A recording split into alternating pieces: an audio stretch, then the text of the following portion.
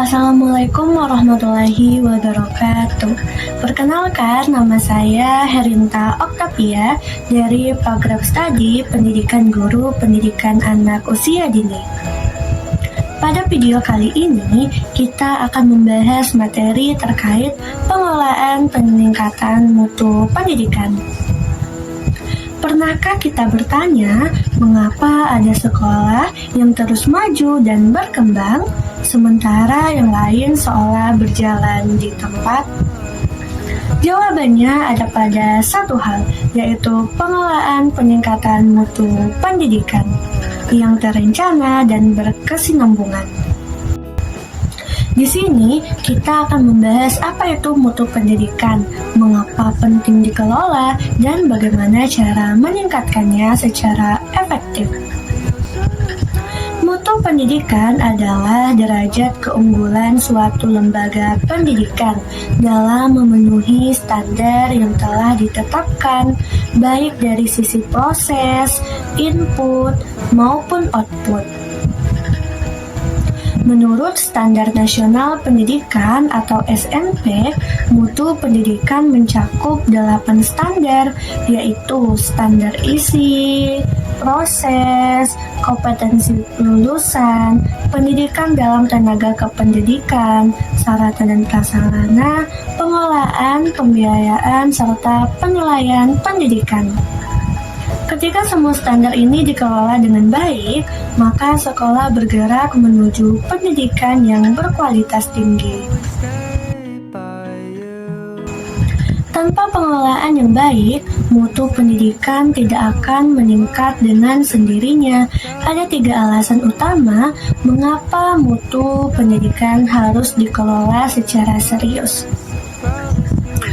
Pertama, tuntutan zaman. Dunia terus berubah, kurikulum, teknologi, dan kebutuhan peserta didik juga berkembang.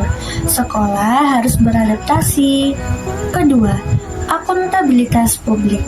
Masyarakat dan pemerintah itu memiliki hak untuk mengetahui sejauh mana lembaga pendidikan memenuhi standar yang ditetapkan. Ketiga, kepentingan peserta didik.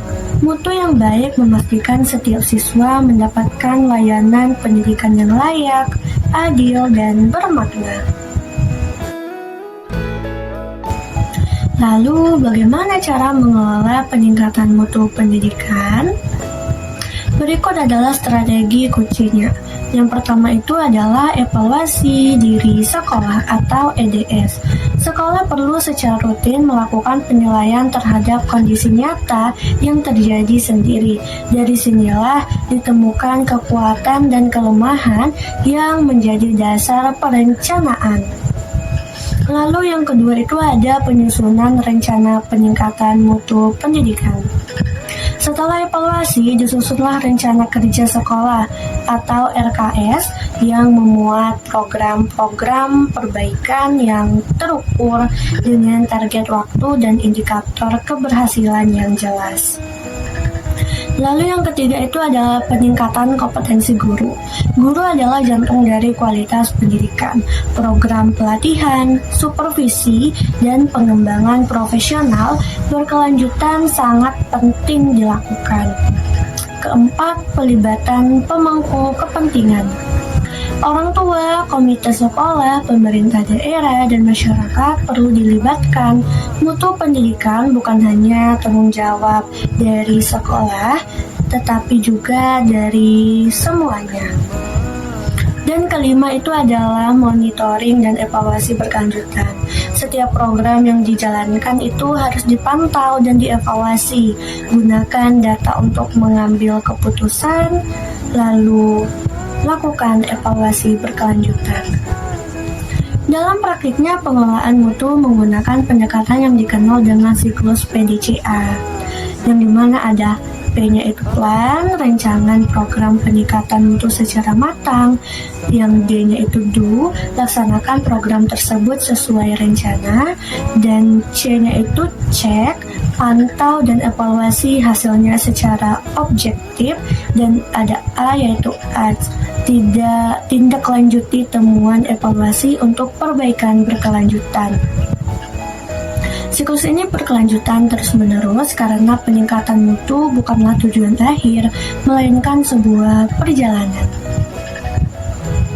Pengelolaan peningkatan mutu pendidikan adalah tanggung jawab bersama, yaitu kepala sekolah, guru, tenaga kependidikan, orang tua, hingga pemerintah.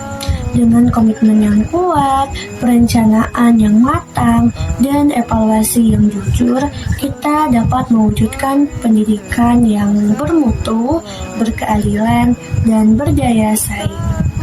Semoga materi hari ini bermanfaat dan dapat dimengerti ya. Terima kasih telah menyimak.